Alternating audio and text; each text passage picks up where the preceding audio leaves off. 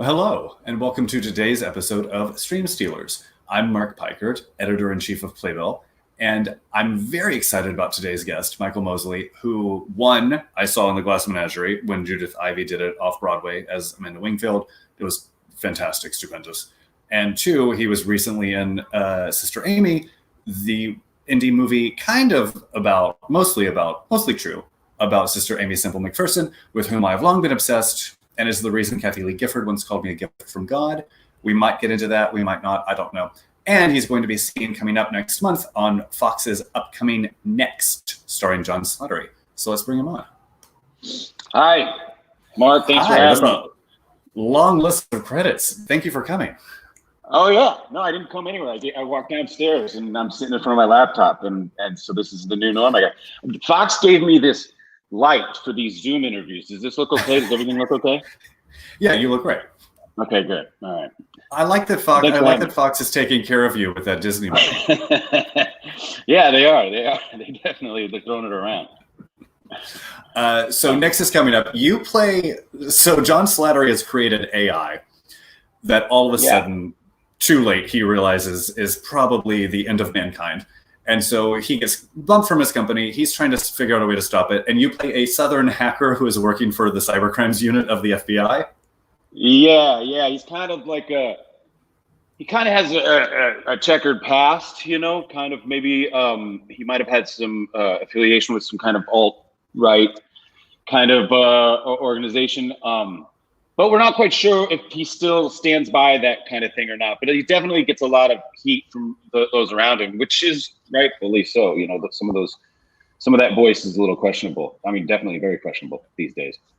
That, I mean, in real life sounds awful, but for an actor, it sounds like such a fun role to sink.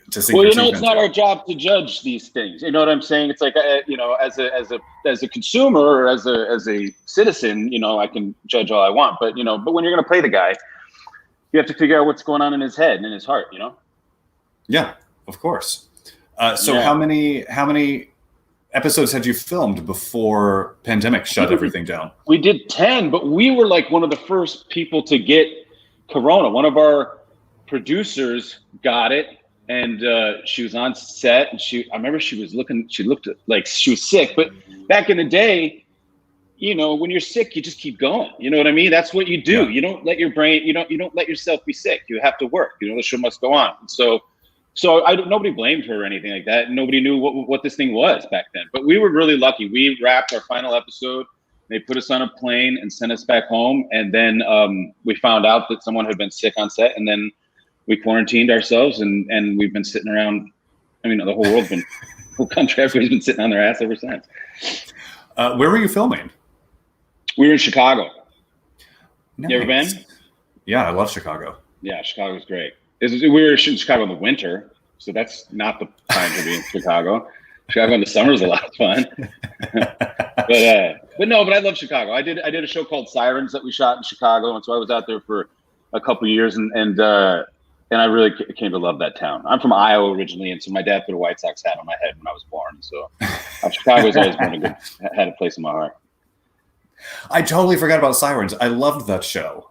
Oh, good. I'm glad. Yeah, we had a lot of fun doing that one. That was like that was like it's doing comedies like when I did Scrubs or doing Sirens. It's just like if you feel like you're robbing them because you go to work and you just crack each other up all day, and then a writer or director will come and whisper an alternate line into your ear, and then your scene partner doesn't know that's coming out, and then I don't know. It's just fun. If you get the camera guy to start shaking, you're doing something right because he's trying not to laugh. I feel like Sirens came along at just the wrong time when all of TV was shifting and it fell through the cracks, and the people who found it loved it, and not enough people found it. USA was going to do this, USA kind of had this blue sky kind of programming, you know what I mean? With like kind of I don't mean that pejoratively at all or anything. It was like suits. Yeah, that's what they call it. That's what they call it, right? Yeah. And then they acquired Modern Family, and I think they were talking about getting into the comedy game. And then I think Mr. Robot hit, and then they were Emmy bait suddenly, and then they were like, oh wait, let's go back. Let's do it differently. So we squeezed 2 seasons out of it, but I think they shifted direction. That's right, because right around Sirens was also Michaela Watkins benched with Eliza Coupe. That's right, And, Eliza, my friend from Scrubs. Yeah. Yeah, and Jessica St. Clair and Lyndon Parham's playing house. Yes. Yeah, they were there. We met them at a couple USA things, and they were really lovely ladies. Yeah, that was a great time to be a comedy on USA, and the worst of times to be a comedy on USA. Yeah. No, but I met some lifelong friends on that show. Me and the Kevins, we would just sit in the ambulance and spend days in that thing. And it's like every little kid's dream. Like they let me drive the thing, like over medians and like swerve. It was like fun. But before that, you were also, I have to say, The Glass Menagerie with Judith Ivey was so amazing. And Patch, and it was just, she was so great. And not an Amanda Wingfield that you would immediately think of, but found that way that Southern women have of papering over awkwardness with company manners. Yes, yeah. And using company manners with their own kids.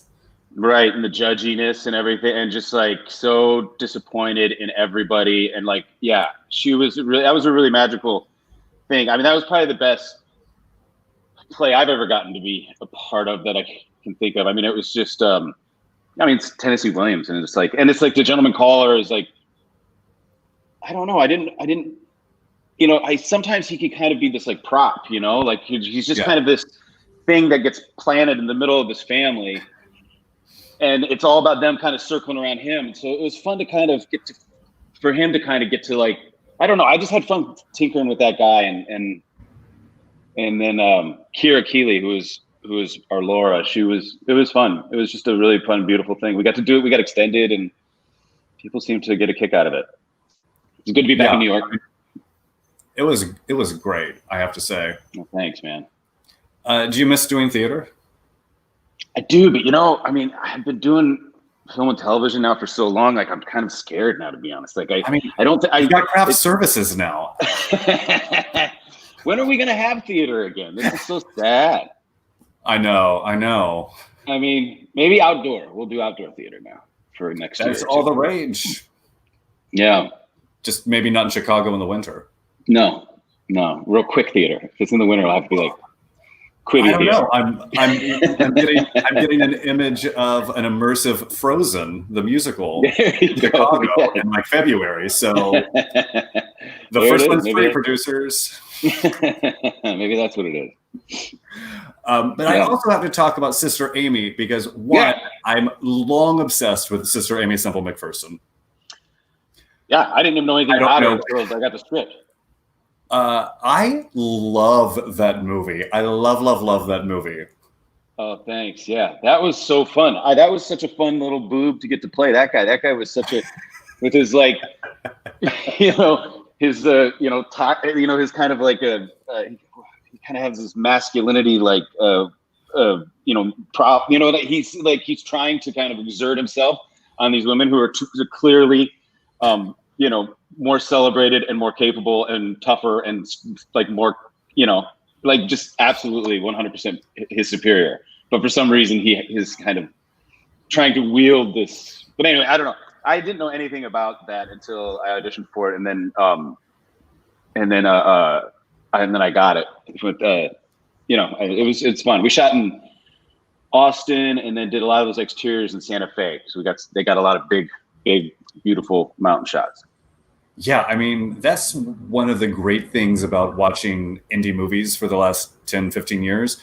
Seeing the quality that you can get and on a micro budget is breathtaking because it's just the technology is there now. And so this tiny movie with no budget looks gorgeous. Yeah, it was really ambitious. I mean, it was a period piece from when was she around? 26. I'm looking at it right now. 1926. Yeah. I mean, it was like we were driving like a Model Ford M that like was breaking down every day. Like it was, that's another perk is getting to, do a stick shift in one of those old cars. I mean, there was just, it was a fun gig, man.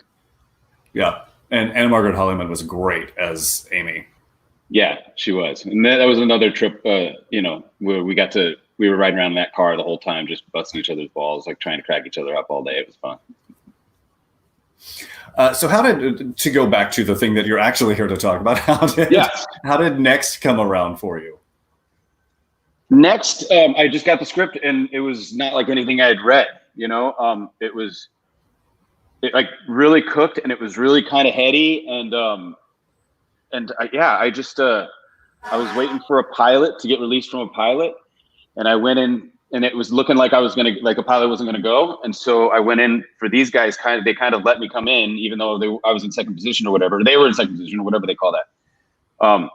And then at the last minute, the pilot was a no-go, and then they were like, "All right, come on over to neXt," and it was great.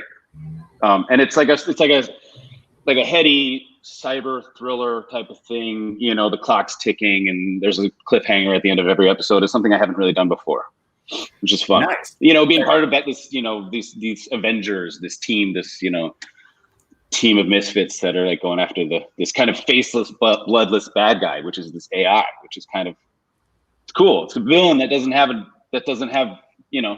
it's everywhere and nowhere at the same time. It's kind of a weird concept. Well, and the amazing thing is there is a full TV shortage, so all of America will be tuning in like it's the 70s again. They only have 3 channels. Quite a captive audience we have, don't we? I mean, it's sad, but it's definitely very sad. But yeah, people need content. People need things some escapism and some stuff to get their mind off of the news. Well, and that leads me perfectly into our final question, which is, what have you been watching in quarantine? Oh God, I knew you were going to ask me that. Everything. People ask me that, and I literally say everything, but then I can't come up with specifics because I think my mind is so numb.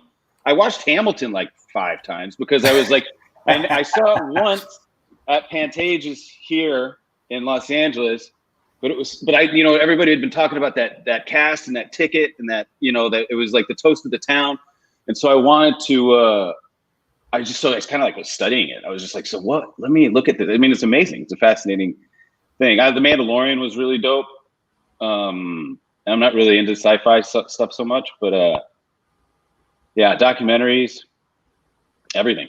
I feel like I watched everything. What have you been watching? Did you do the Michael Jordan? I did do the Michael Jordan. That was like what do they call it? Event viewing when you like I would show up on the Sunday night that it was on and watch it live with and then my friends and I would get on a poker game or something afterwards and talk about it. Yeah, event viewing. What do they call that? Yeah, event something viewing like that. Yeah, that thing was really cool. That thing was really great. Michael Jordan's fascinating. What have you been watching? What do I need to watch? Everything. Truly everything. Right.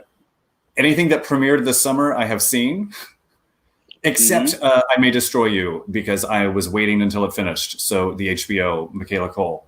Yes, I watched that. She is fascinating. She's like, I cannot wait. She can spin 5 plates at the same time. She could be funny and snarky and sad and like heartbreaking, and she's like 80 things at once. Do you know what I mean? Yeah.